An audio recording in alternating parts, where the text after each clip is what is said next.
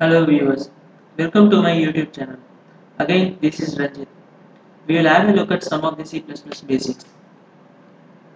In this video, I will describe the basic structure of a C++ code and a demonstration of simple calculator program, and then look at various data types available in C++. Also, some of the other small things like comments, escape sequences, and white spaces. This is the basic structure of C++ code. The header file declaration section includes the necessary files required for the functionalities used in the program. For example, input and output functionalities from keyboard and printing onto the screen are included in the iostream.h, which we have seen in the previous hello world program, where cout function prints the hello world. And the next is global declaration section. This is used for globally accessible functions and variables. We can use these variables and functions anywhere in the program. Then comes the class declaration and method declaration section. Actually, there is a mistake here. This is the declaration section. We will come across object-oriented programming concepts. Until then, forget about classes. Methods are also known as functions. These two things are declared so that C++ compiler can understand when it is used. Main function. Every program starts to run from this point until the main method bracket ends if there is no syntax errors. Method definition. This is the place where we implement the functionalities of the methods. Among these five, three are optional sections and two are mandatory sections. If the method is declared, then it has to be used mandatorily. Let's see an example. Before that, the complete list of header files is given in this link. Please have a look at it. Some of the necessary header files will be explained in the context of each program and its videos. Let's take the demo.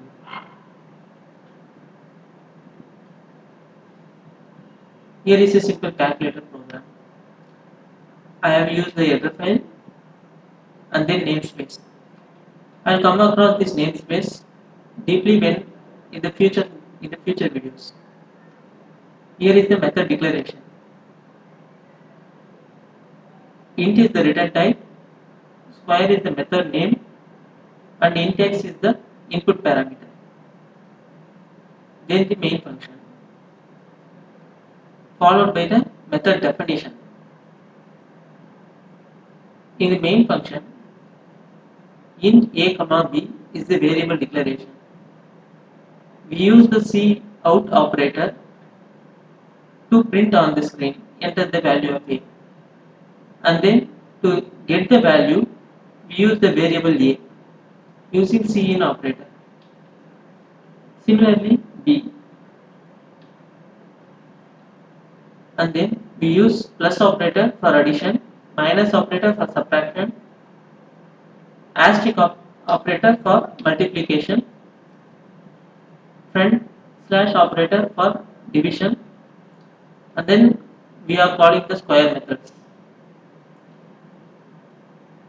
Here we are passing a and b as parameter to square of int x, and then we are again multiplying it and then returning the value back to the main function. These things are handled by the stock in the processor. I will run this program. Enter the value of a, b. The added value, subtracted value, multiplied value, divided value, and the square of a and b.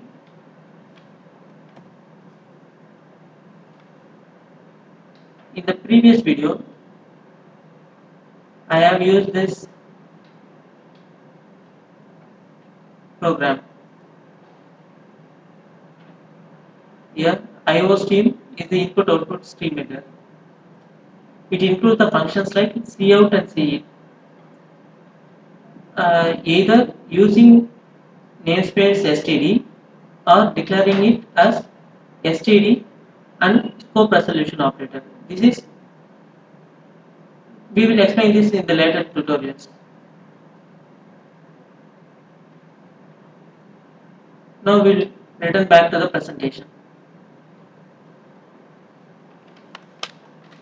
Data types in C++. It has derived data types, built-in data types, and user-defined data types. These five things: int, char, float, double, and void. These are the primitives.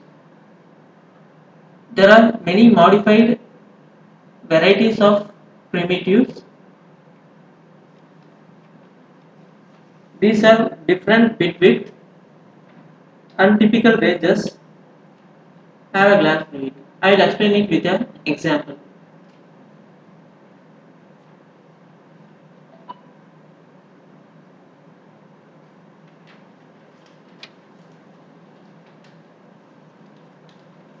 I am using Intel Core i5 processor, so the ranges will vary depending on your processor and its compiler.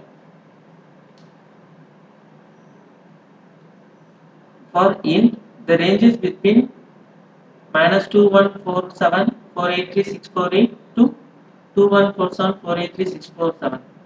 The occupied bytes is 4. This int a is similar to signed int a. The range varies only when it is unsigned. That is, it shifts the negative values to the positive section. So it varies from 0 to 4294967 Similarly, other data types.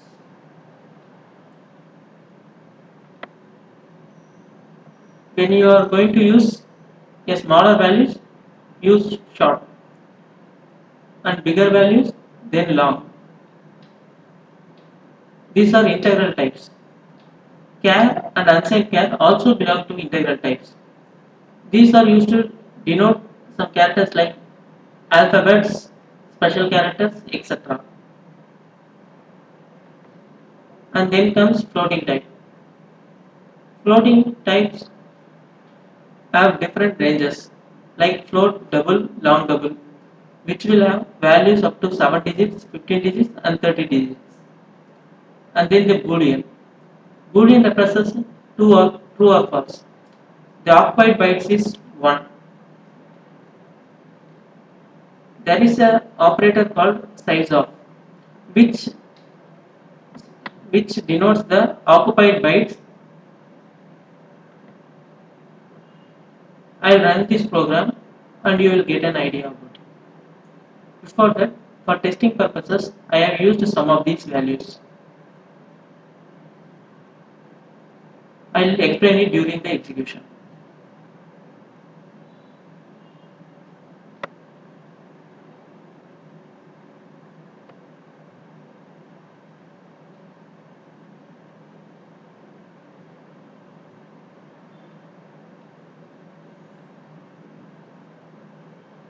You can see here the different data types and its occupied bytes.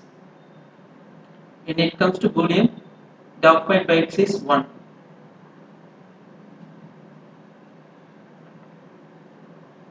And in these statements, I have initialized the values of E. E is a long type. So the value of E fits here. When I get to 8, it changes the sign because it is beyond that range. The same happens for character data types. Either we can declare it as character literal or as decimal values. These values depend on the ASCII table.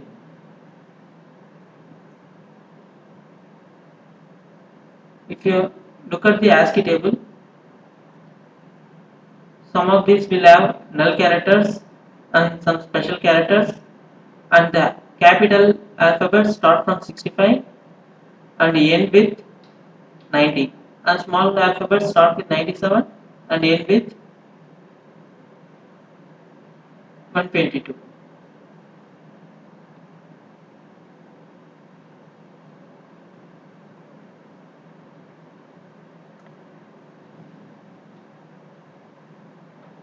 And then true or false, that is Boolean. We'll come across it wherever we have decision making statements or loop statements.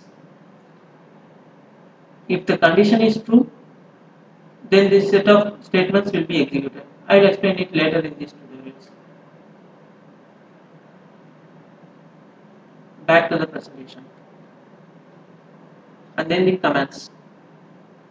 The single line commands are represented by double forward slash. You could see in my programs I have used double forward slash for single line commands.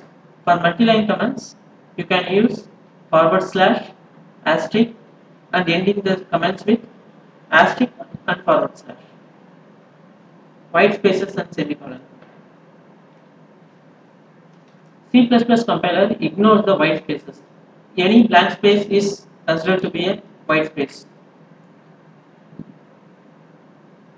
Every statement is terminated by a semicolon. You can see here, every statement is terminated by a semicolon. Other than the header files and the brackets.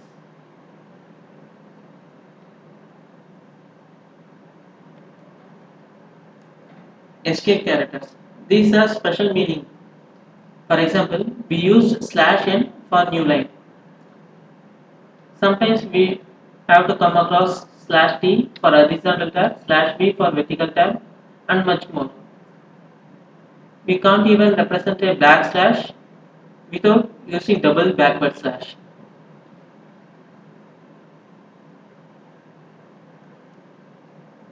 Thank you. Please leave your suggestions and queries in the comment below. Subscribe to my channel. Hit like if this video helped you.